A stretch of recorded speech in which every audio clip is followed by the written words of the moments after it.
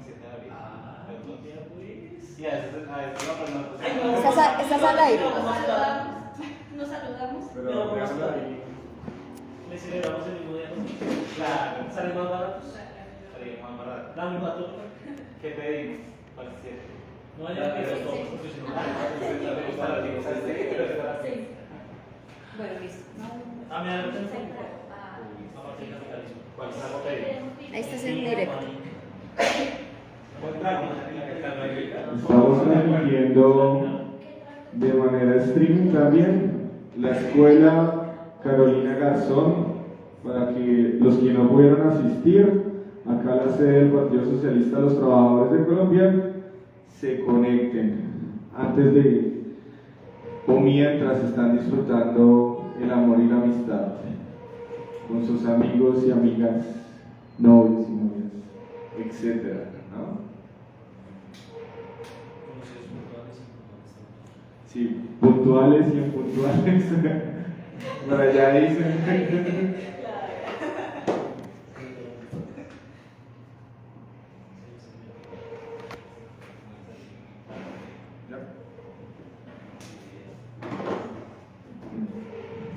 Cordial saludo, compañeros asistentes a la primera escuela Carolina Garzón de la Juventud Trabajadora del Partido Socialista de los Trabajadores de Colombia.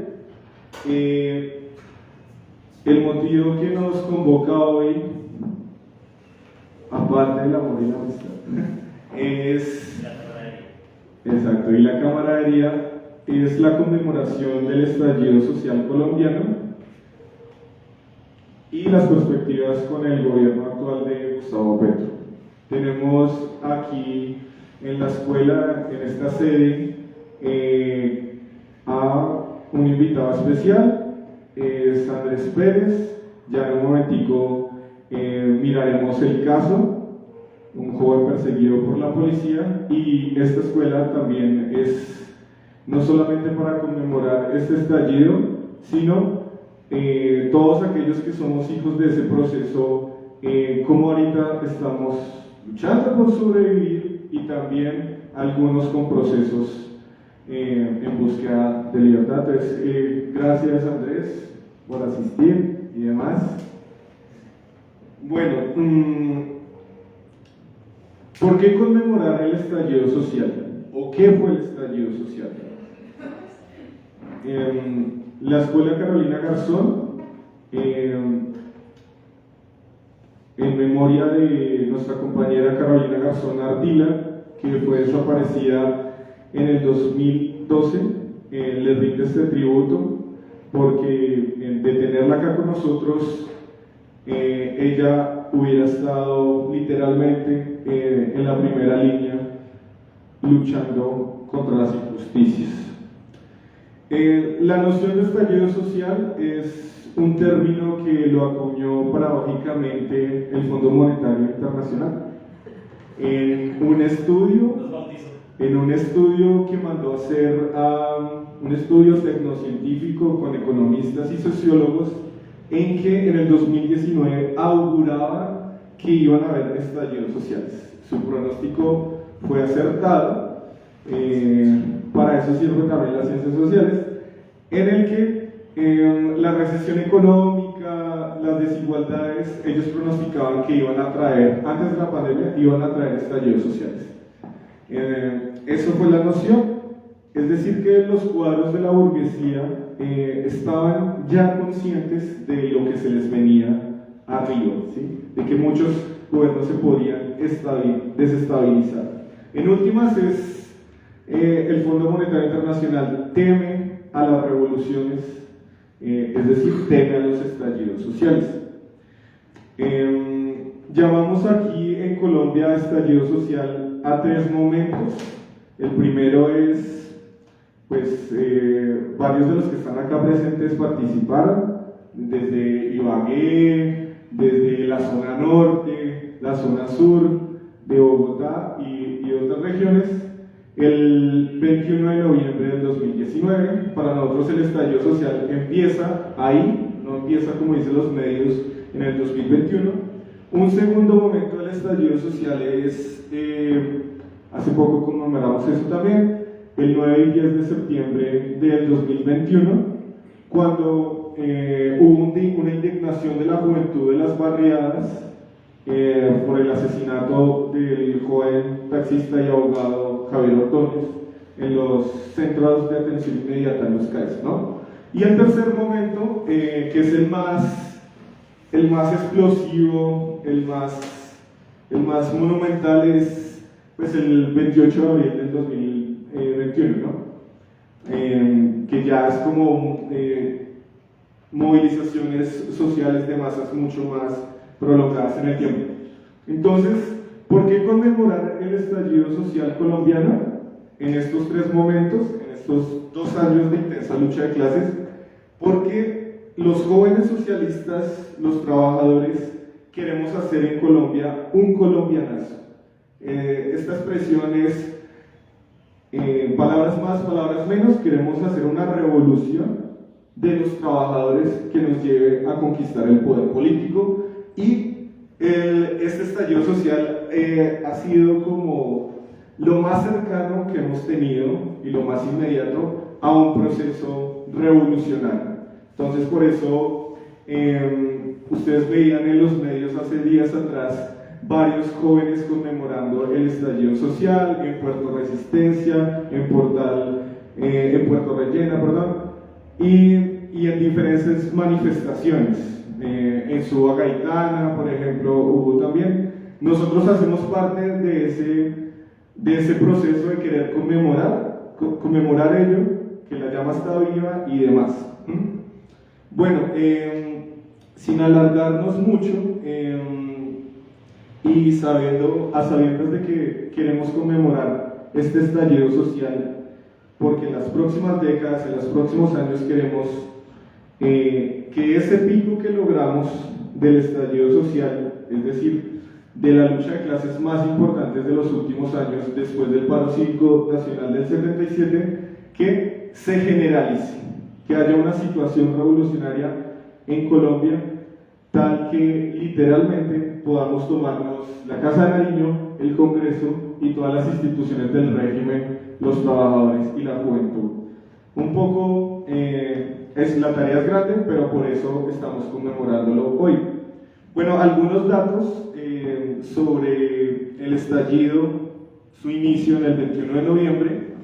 Los partes oficiales dicen que hubo, al menos los primeros días, 3 muertos oficiales, uno de ellos soldado, el soldado Brandon, que hizo como un TikTok en apoyo al paro nacional.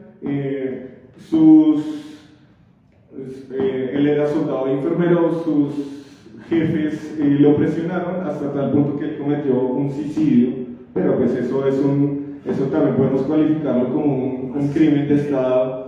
Exactamente, ella es una de las víctimas que se generó en el 21 de noviembre y muestra el tal grado de contagio entre la juventud, incluso en la juventud de las Fuerzas Armadas, ¿no? Hubo 250 heridos, más de 100 arrestos en el 2019, en el 21, y la bomba de la indignación, pues fue, ustedes recordarán, como el bombardeo en Caquetá, donde murieron de manera pues, indefensa 8 niños en el Caquetá. Eso como que creó un clima de opinión, de indignación con el ministro Botero, creo. Era el que estaba en ese momento. Exacto. Que renunció. Habían muchos asesinatos de líderes sociales y 3 centrales sindicales llamaron a una gran jornada nacional de lucha, un paro nacional, ellos lo llamaron, contra el paquetazo de Duque, la OCDE y el FMI y el Banco Mundial, por la vida y por la paz.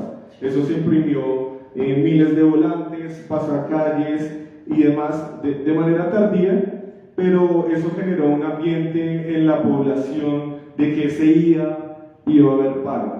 Un poco así como Gabriel García Márquez, ¿no? Tiene un cuento de que algo va a pasar. Algo va a pasar. Entonces, esa llamada de paro también generada por los medios, ayudó a darle impulso a ese paro. Y pues el 21 de noviembre de 2019 fue una huelga política antigubernamental, es decir, era para darle la bienvenida a Iván Duque, que era llamado el Cerdo de Uribe, cosas de ese estilo, en sus primeros 2 años. Entonces hubo cacerolazos, paros laborales de sectores públicos, hubo anormalidad académica, cerrar las universidades, muchas escuelas, muchas empresas del sector de los servicios también, que sus trabajadores finalizaran más temprano, por esto de los trancones, que casi no llegamos hoy acá en Bogotá y demás. Entonces ello se generó por ello y bueno, si bien no fue un paro cívico nacional en el sentido de parar la producción,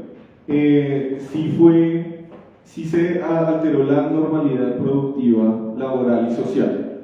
Lo más glorioso que recordamos todos los acá presentes, de alguna u otra manera, fue que en nuestros barrios, ya después de llegar de las manifestaciones, los vecinos, los habitantes, recibimos ese apoyo, ¿no? Como ese efecto dominó del paro, y a las 7:30 de la noche, por toda Bogotá, todas las principales ciudades de Colombia, empezó un gran cacerolazo. Empezaron a sonar las cacerolas, hay videos, y ahí los activistas del movimiento obrero y popular nos dimos cuenta que algo estaba cambiando, algo muy profundo estaba cambiando en Colombia y demás, ¿no? Eso fue como el primer momento del estallido social. Recordemos, sea esta la ocasión para recordar una víctima trágica que fue Dylan Cruz, muy cerca de este local, aquí en la calle 19 con Cuarta. Era un joven de colegio público, de una familia trabajadora del sur de la ciudad, que al igual que miles, así lo analizábamos, en el estallido social hay miles de Dylan Cruz en las calles con deseos de cambiar la sociedad.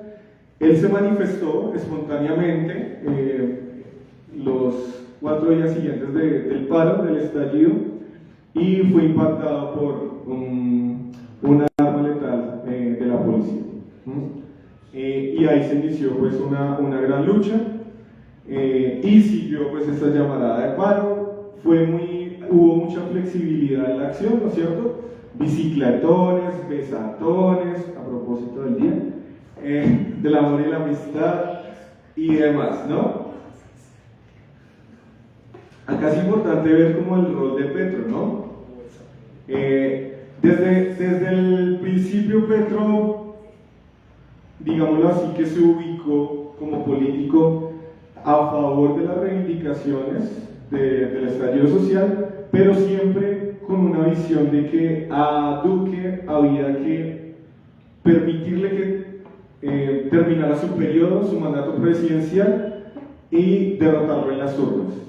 Por el contrario, el himno del paro, que fue Duque Chao, el clamor de miles de jóvenes que fueron lacerados, que no tenían ojos, etcétera, encarcelados, era: no aguantamos más este gobierno, no aguantamos más 2 décadas de uribismo, Duque Chao, renuncie y demás. Entonces, digamos así, la postura del hoy presidente de la República fue frenar la movilización en ese sentido.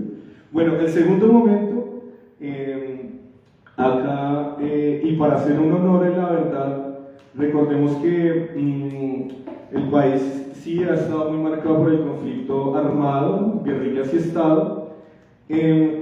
Tal vez el 9 y 10 de septiembre del 2020, en plena pandemia, como estamos en Colombia y son como particularidades, se fusionaron 2 cosas. Espontáneamente los jóvenes de las barriadas fueron a destrozar los CAIs, fueron a manifestar su rabia.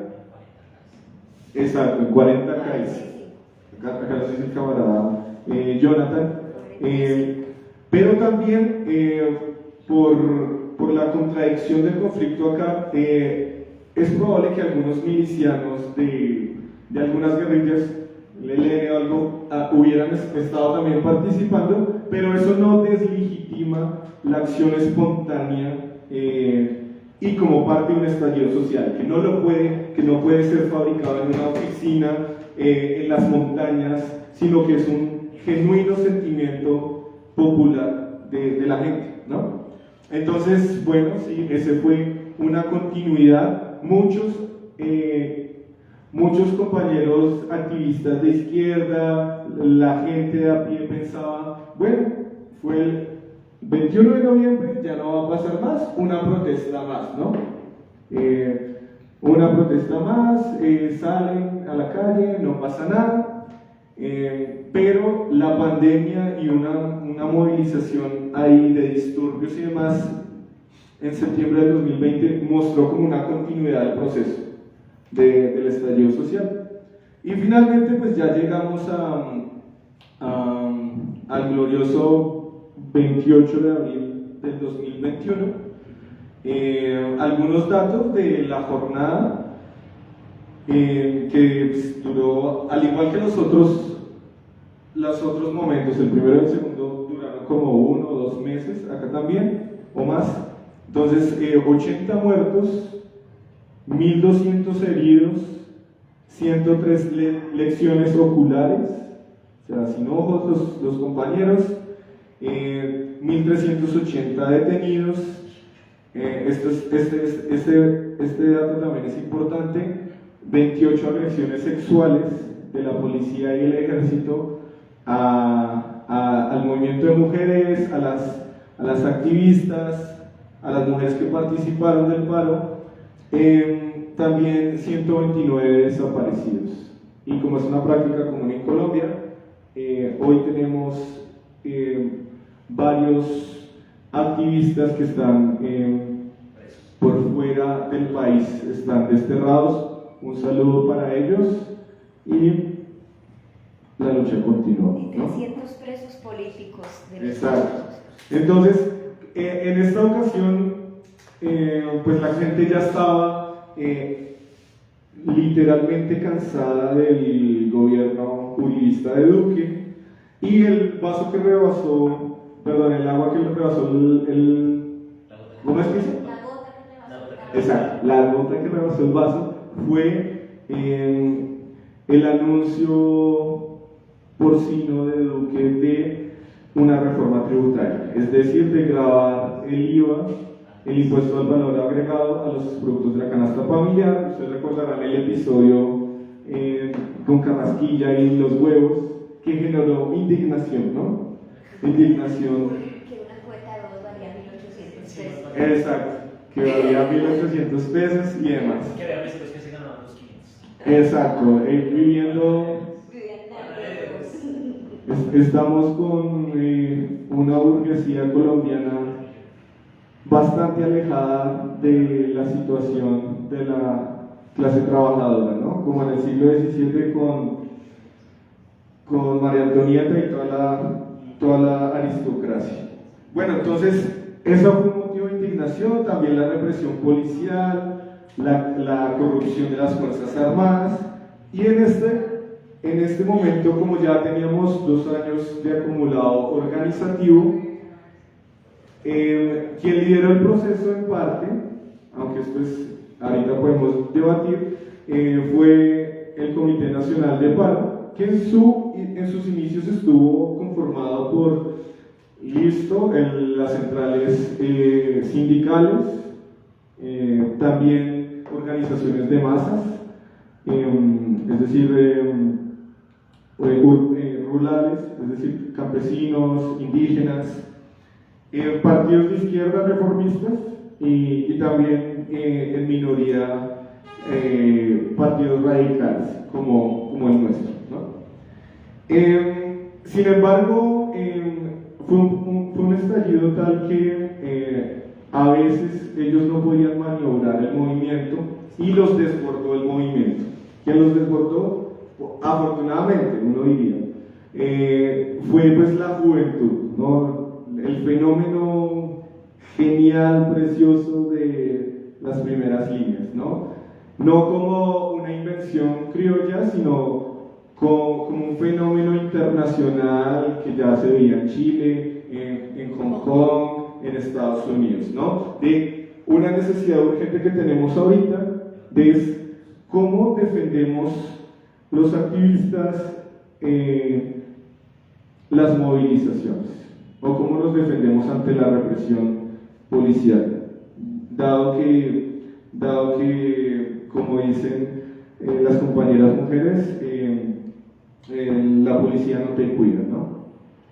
Entonces, eso pasó en el 28 de abril, hubo conquistas importantes porque se frenó ese paquetazo que llevaba el gobierno Duque y que lo ha querido imponer desde los 90, paquetazos en términos de reforma fiscal, sanitaria, laboral, educativa, etc.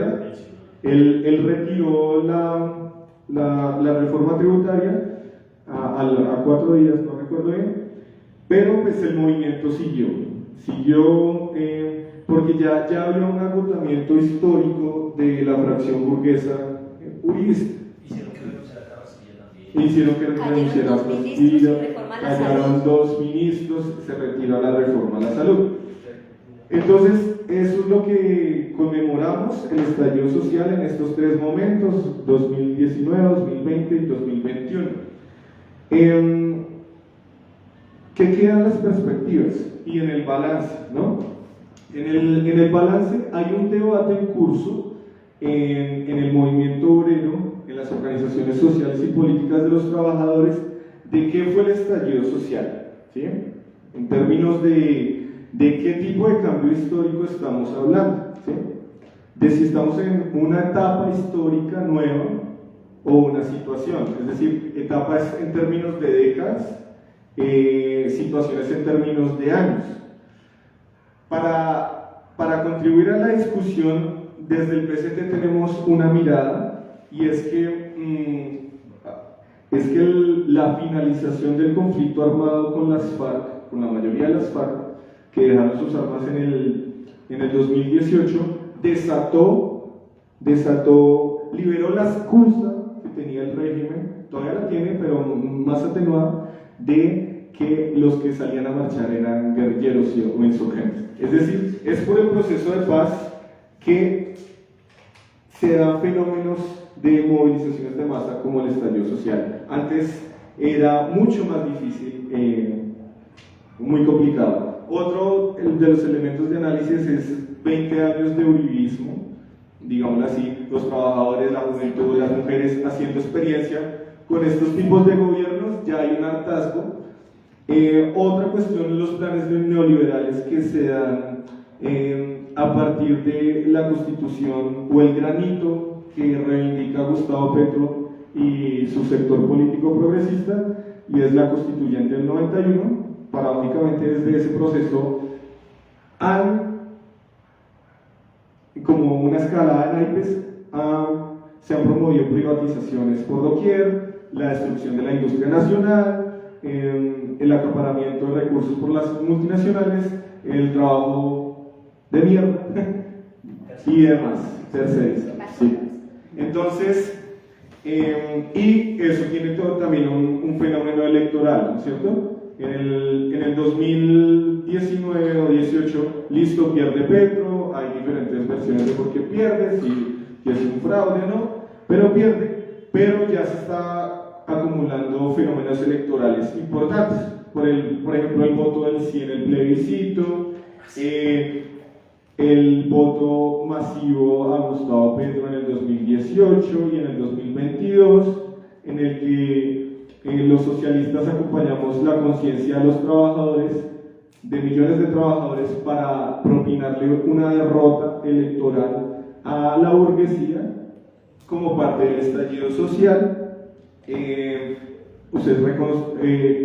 recordarán la consulta popular anticorrupción, las consultas ambientales. Entonces, es decir, hay fenómenos electorales que nos permiten decir, el estallido social no es una marchita cualquiera, no son como a veces caen los análisis simplistas o análisis de coyuntura, que es un ciclo y que ya vuelve un reflujo y un reflujo. Acá necesitamos un análisis científico, un análisis marxista de qué fue ese estallido social. Para nosotros, desde el Partido Socialista de los Trabajadores de Colombia, se abrió una nueva situación política en Colombia, es decir, un nuevo momento de la lucha de clases en que hay condiciones más favorables para exigir reformas, cambios, para organizarnos, la juventud y los trabajadores. Ese es el contenido de nosotros que vemos de este fenómeno. No es una protesta coyuntural, es el pico más alto de la lucha de clases en Colombia. En las perspectivas, probablemente los que estamos acá, quienes nos ven en streaming, habrán votado por Petro en el 2022, ¿no? En un sentimiento legítimo de cómo traducir el estallido social en términos electorales, ¿no? Porque había que derrotar a Rodolfo Hernández, a las opciones del uribismo, porque ese era uno del objetivo del paro, ¿no? Uribismo nunca más, Duque nunca más. Se logró, pero ahora ¿cuál es la perspectiva? ¿Sí? Es un debate, pero desde la juventud socialista, desde los trabajadores, creemos que sigue vigente 4 tareas.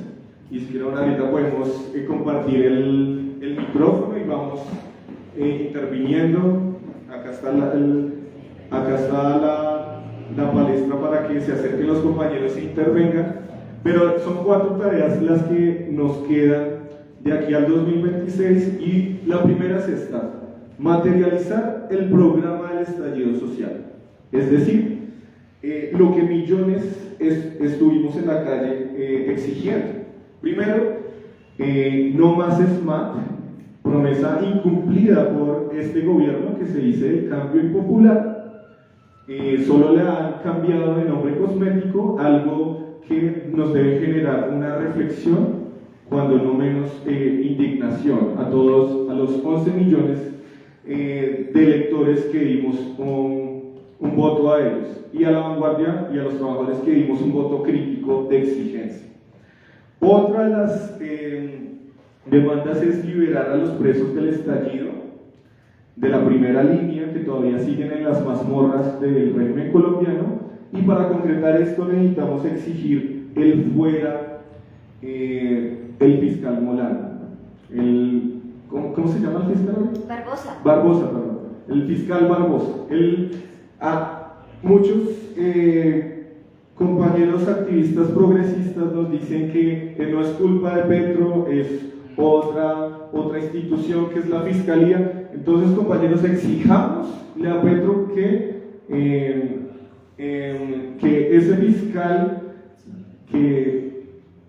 ese fiscal renuncie, que no esté más ahí, ¿sí?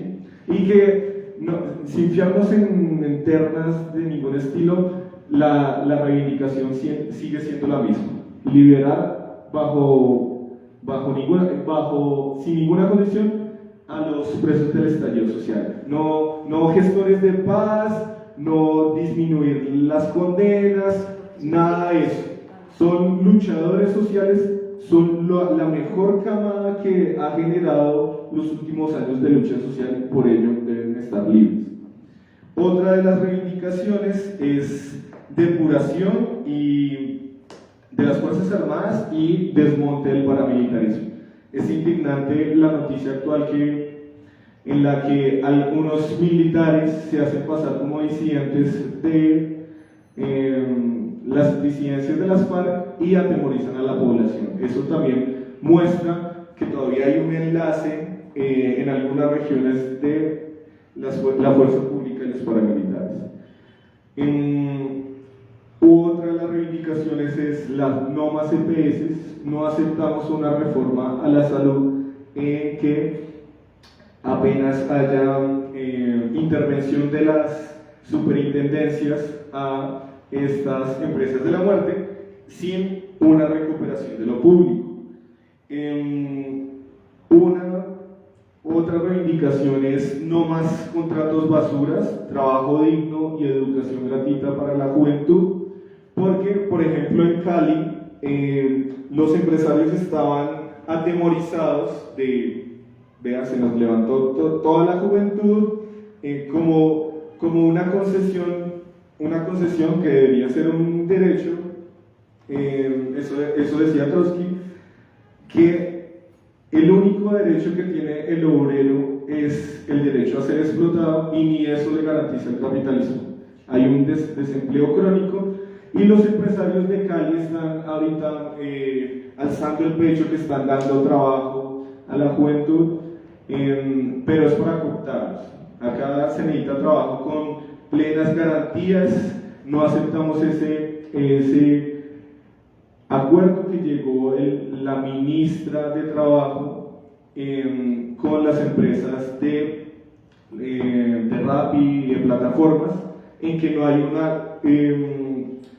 una formalización laboral, ¿sí? Entonces, que debemos recuperar, para poder tener condiciones de luchar, necesitamos trabajar menos, con más salarios y con todas las prestaciones sociales. Eso es lo que le debemos exigir a Petro. Entonces, esa es la primera, materializar el programa del estallido social. La segunda, exigencias al gobierno Petro, tanto aquellos que siguen ilusionados como aquellos que no.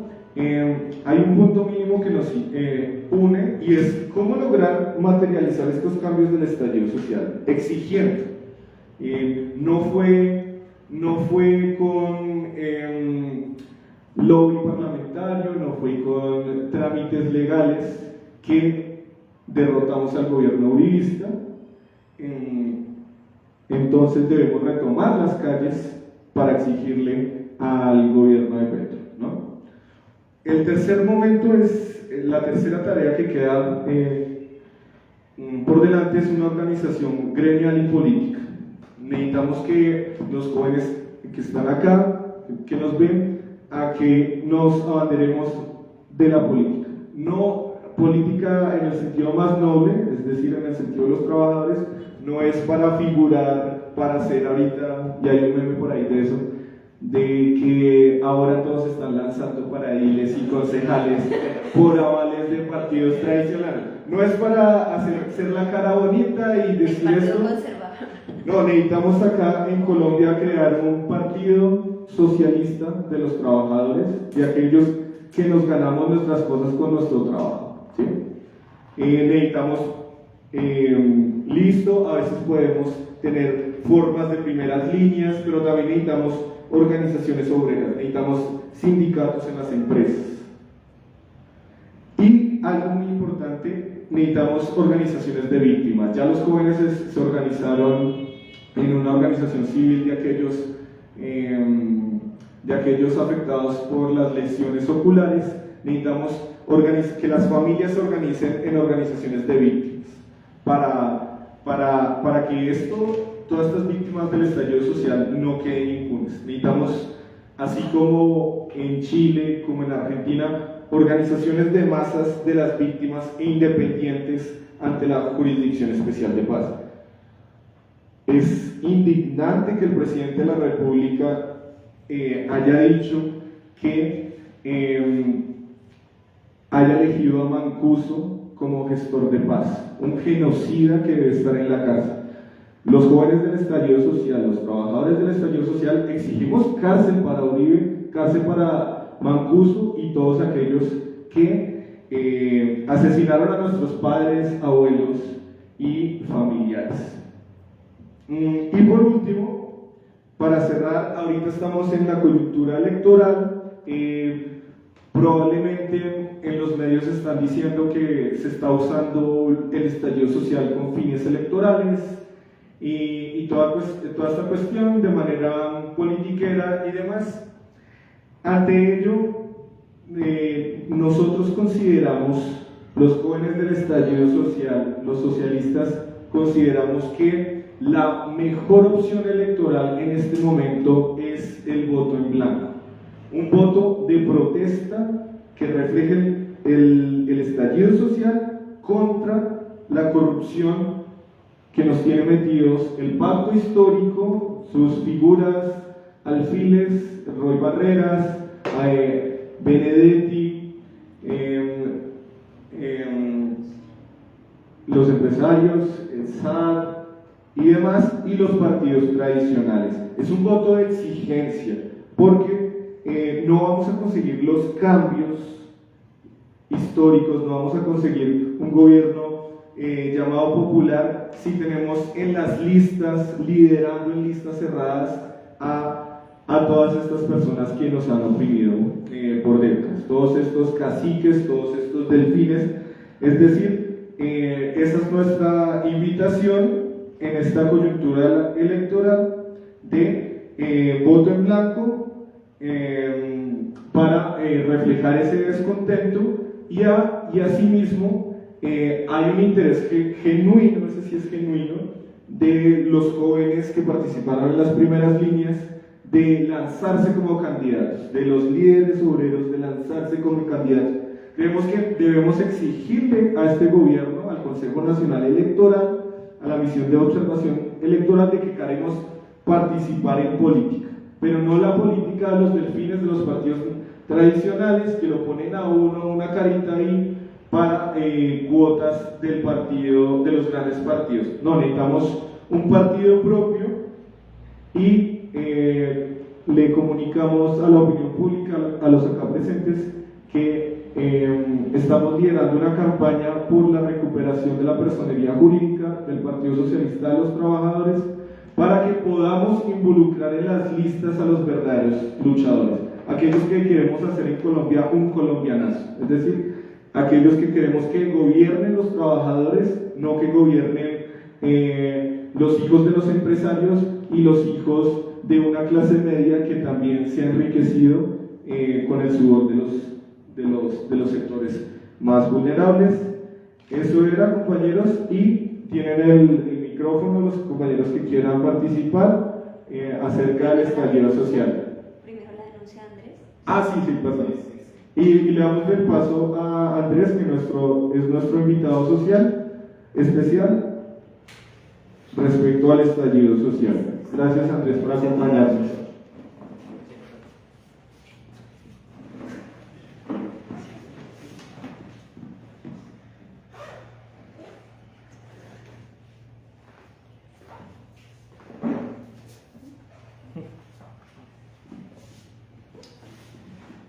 Bueno, buenas tardes, compañeros, ¿cómo están? Buenas tardes.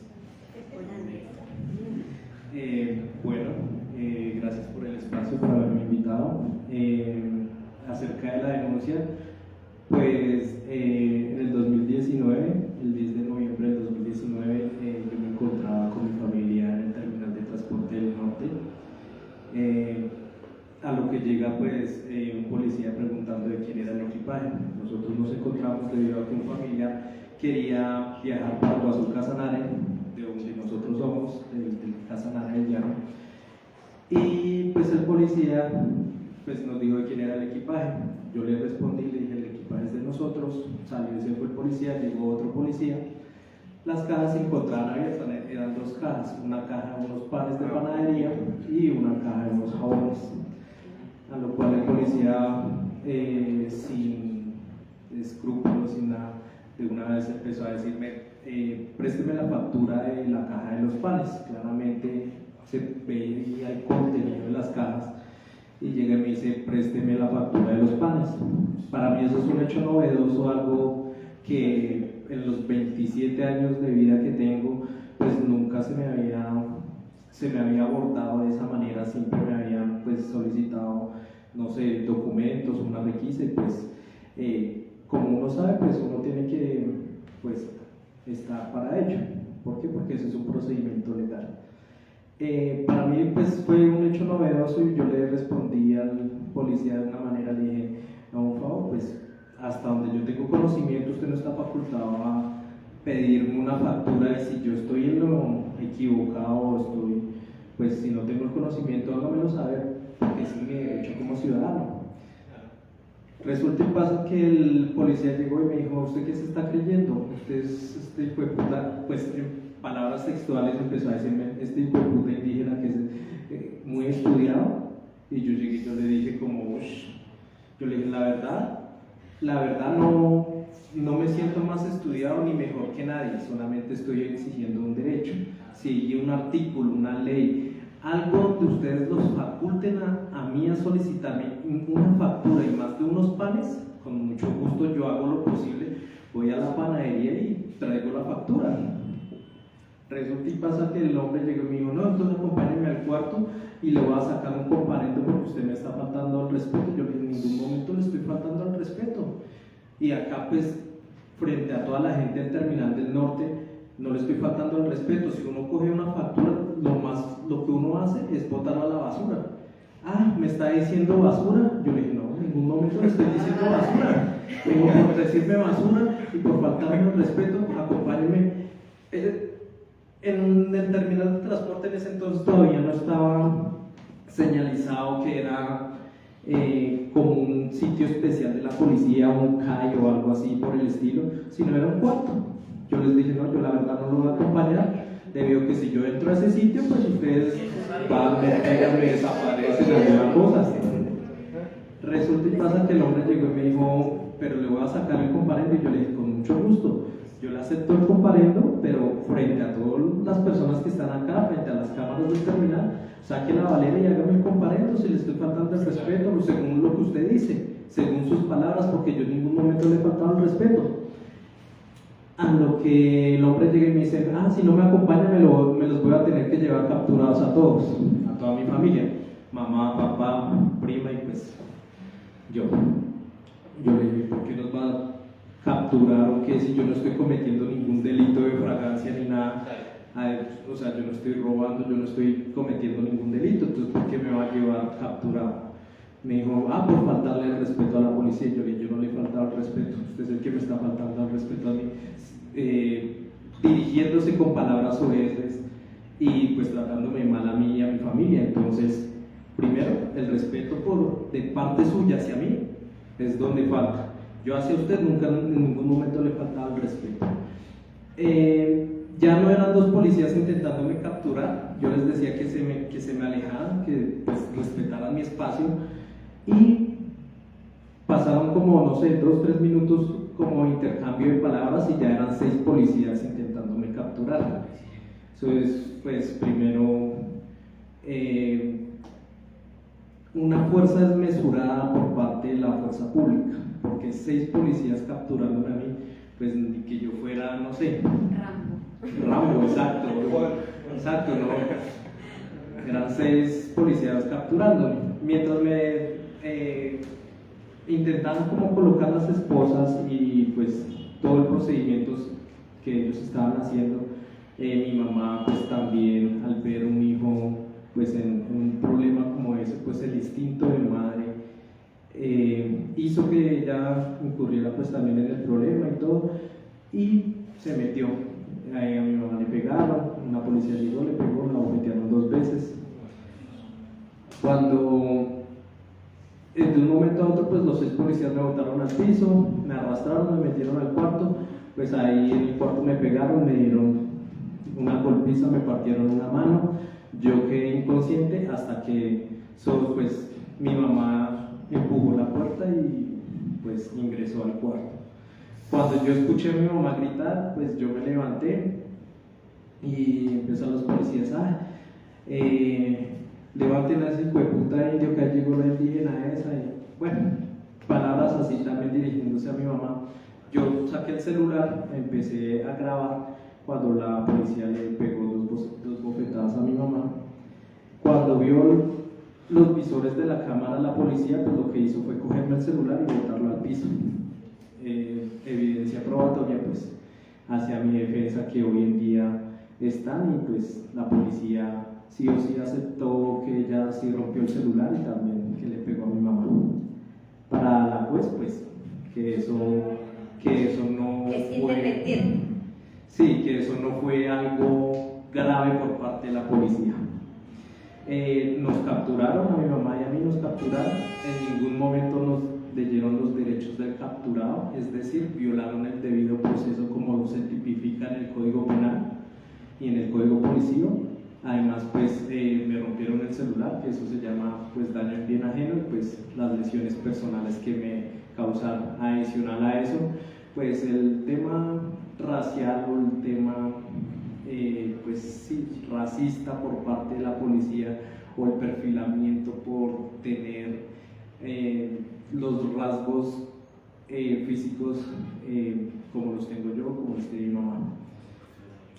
Entonces, al día de hoy, eso pasó el 10 de noviembre del 2019, al día de hoy, hace 2 semanas, pues la juez falló en contra mía, con el único argumento diciendo que la policía se tiene que respetar. Sin argumento y sin material probatorio, dio un fallo en contra mía. Por lo cual, pues, los videos, el video que hizo mi papá, el video que hizo mi prima y los videos que yo alcancé a hacer cuando me estaban pegando, pues fueron omitidos por parte de la juez. Ella dijo que eso se tenía que evaluar en otro momento, debido a que ella como fiscal, como jueza del circuito penal 17, que eso no le competía a ella. Entonces que eso ya le tocaba a justicia penal militar. Y ella dividió el momento, un solo momento lo dividió en 2 partes, diciendo que el primer momento fue el que yo le falté el respeto a los policías, cuando en ningún momento con material probatorio se identifica eso. Y el segundo momento, cuando ellos me agredieron, cuando pues por ese aspecto no se puede dividir un solo evento o fraccionarlo, porque pues todo comenzó bajo el mismo principio. Entonces pues la juez en ese aspecto fue muy arbitraria y con su fallo. Adicional, pues a mi mamá la absolvieron, se ganó la mitad del proceso, a mi mamá la absolvieron y pues a mí me dieron condena, lo cual pues también genera un vacío legal, debido a que los dos nos estaban catalogando por violencia contra el servidor público, el delito de violencia contra el servidor público, y pues que a mi mamá la absuelvan y a mí me condenen por el mismo delito cuando los dos lo cometimos, o sea, porque uno sí, porque el otro no. Entonces se ha presentado la apelación, se presentó, nos dieron 5 días hábiles, se presentó la apelación, yo presenté una apelación material y el abogado mío pues presentó una apelación técnica. Dentro de esas apelaciones se mencionó los delitos en los que se incurrieron, pues otro de ellos fue el deber al socorro, debido a que yo duré más de 32 horas capturado y en ningún momento, cuando yo pedía que me llevaran al hospital o que un enfermero o alguien se hiciera cargo pues del dolor que yo tenía, en ningún momento ellos dijeron no. Y pues eso es un delito porque pues lo tipifica así, que es el deber del socorro. Ellos tienen que, si uno tiene algún dolor o alguna herida, ellos lo tienen a uno que socorrer. Dentro de la apelación que se presentó, pues se mencionaron los delitos que incurrió la policía, y adicional a eso, pues se tomó como ejemplo un caso del Tribunal Superior de Medellín, el cual pues un joven también en el 2019 pues le dieron condena por agredir a los policías. Sin embargo, pues él estaba en su defensa. Según en mi caso, si yo lo agredía a él o agredía a un policía, que en ningún momento se ve dentro de los videos, dentro del material probatorio, pues yo podría estar en defensa, pero en ningún momento pasó eso. Entonces, lo cual ellos hicieron un montaje, pero un montaje tremendo, diciendo que ellos se acercaron pidiéndome documentos de identidad, y que yo de un momento a otro fui y le zampé la mano al man. O sea, como se conoce aquí en Colombia, eso es un falso positivo judicial, un montaje por parte de la fuerza pública pues hacia mí. Al día de hoy pues yo realicé diferentes denuncias ante Procuraduría, Contraloría, Justicia Penal Militar, en el CAN, en Derechos Humanos, Alcaldía Mayor de Bogotá.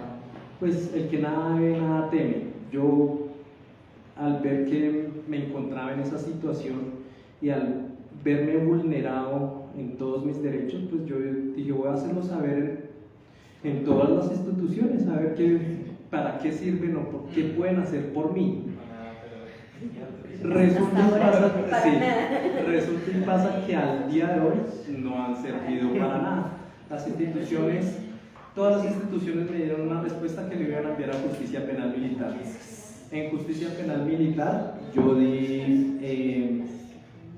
yo presenté pues los videos probatorios y todo, los presenté de manera física en dos ocasiones, y el decir de ellos es que el material probatorio nunca fue presentado por parte mía. Por eso es que el proceso de mi demanda hacia ellos nunca ha avanzado y este es el momento que está estancado, y la demanda de ellos contra mí pues ya me dieron 4 años de condena.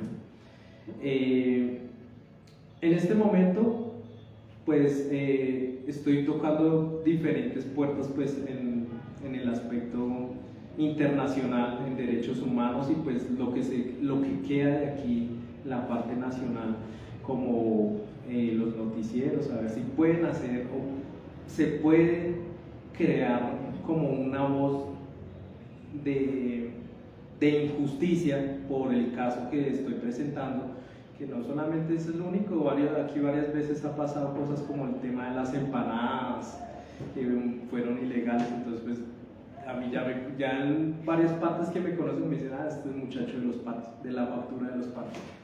Entonces como crear esa voz de injusticia por parte de la fuerza pública, donde ellos siempre han atentado contra la ciudadanía, contra las personas de a pie, y pues por parte de la institución que ha demostrado que existe una justicia de clase, nada más, porque si yo tuviera cierta capacidad adquisitiva, yo no estaría involucrado en estos procesos. Yo sé que yo estaría ya en otros cuentos, pero como no se cuenta con el capital adquisitivo, pues ellos que dicen, no, pues entonces démosle condena de 4 años. Esa es la denuncia que presenté y que he presentado ante diferentes medios, y este es uno para que pues todos nos apropiemos y veamos como la injusticia tanto de las instituciones y de la fuerza pública. ¿Por qué? Porque estamos mamados de tantos falsos positivos judiciales, de la criminalización de la juventud y de todos estos atropellos hacia la población. No es nada más. No sé si ustedes quieran preguntarme algo acerca de... ¿Cuáles son las exigencias que tienes ahorita para tu caso? Las exigencias de parte de la demanda de ellos contra mí llegará, en este momento va a la segunda instancia, que es la apelación, y pues queda la tercera instancia, que es la casación, que es donde se lleva a Corte Suprema de Justicia. Esas son las únicas alternativas de solución que tengo de parte mía, de la demanda de ellos contra mí. La mía contra ellos, mover el tema de justicia penal militar para que uno remedie el otro, por decirlo así. Sin embargo, pues una de las alternativas que me presentaron es que llegáramos a una conciliación, pero yo que voy a conciliar con ellos donde me han afectado más de 4 años, además del tema médico-legal que pues he presentado durante los 4 años, es algo pues bastante fuerte, y no voy a conciliar con ellos, porque no, o sea, una injusticia como esta no es de conciliar. ellos merecen ser ajusticiados. ¿Pero en qué consiste la conciliación? Palabras más, palabras menos. No, yo creo que más que todo es como la parte monetaria, pero pues no sea, o sea, no sea... Que retires la demanda por una plata. Sí, exacto. Retirar la demanda por una plata. ¿Y qué pasaría? ¿Cuáles son los resultados respecto de ti si la retienes? Porque nosotros hemos hablado y pues hasta cierto momento no había forma de retirar la demanda. No, la demanda no se puede retirar, la demanda no se puede retirar, pero si justicia penal militar, no sé, en una audiencia de juicio oral o algo se llega a una conciliación, pues lo que hacen es coger uno de los procesos, que es el de ellos contra mí, pues sería cerrarlo y decir, listo, no pasa nada. Pero ya como en este momento ya hay una condena, pues ya no se puede hacer nada. Ya la condena está no se para la conciliación. Exactamente. Pero pues por lo mismo, porque como mi proceso con ellos nunca avanzó. Andrés, tú participaste en el estallido social acá en Colombia. ¿Qué conexiones ves en esto que estás denunciando de persecución policial y lo que viene aconteciendo en el país? Bueno, adicional a eso del tema de la denuncia, del 2019 aquí he presentado persecución, hostigamiento y pues al día de hoy, estando condenado, todavía siguen haciéndome persecución por parte de la fuerza pública. Al frente de la casa pues se encuentran las patrullas, los policías y solamente llegan y me piden documentos, me miran y me botan el documento o me dicen, este es el hijo de puta y me dicen toma y salen y se van. Solamente como por crear ese terrorismo pues hacia mí. Sí participé en las manifestaciones del 2019, 20 y pues hasta el 2021. Debido a tanta injusticia y, o sea, el remordimiento del por qué yo fui pues agredido de esa manera, y no solamente por el simple hecho mío, sino por toda la desigualdad de clases y toda la injusticia que se ve pues en el territorio nacional. También decidí manifestar aquí en diferentes partes, en el Casanare, en Cali, estuve en otras partes también, Boyacá, haciendo manifestaciones y creando articulación con diferentes grupos populares. Porque puede ser que ellos te hayan perfilado solo por tus rasgos físicos, como una perfilación racista que hace la policía, a veces a los negros también los perfilan, pero también pudo haber sido que te perfilaran porque estabas en los preparativos del paro del 2019, porque fue 10 días antes del 19, ¿no? 11 días antes. También pudo ser que te hayan perfilado de alguna de esas cosas. Pues sucedió 10 días antes. En ese entonces yo no pertenecía No estabas en nada a algún grupo o estuviera en alguna asamblea popular desarrollando como ideas o algo para la... O sea, fue más el racismo.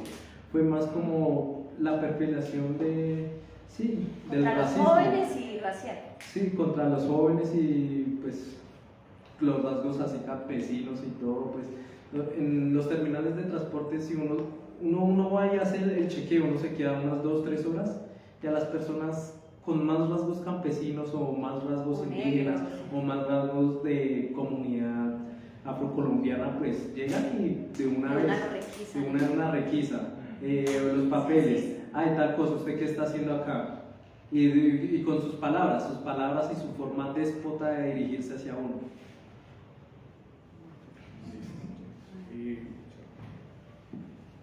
Gracias, Andrés. Bueno.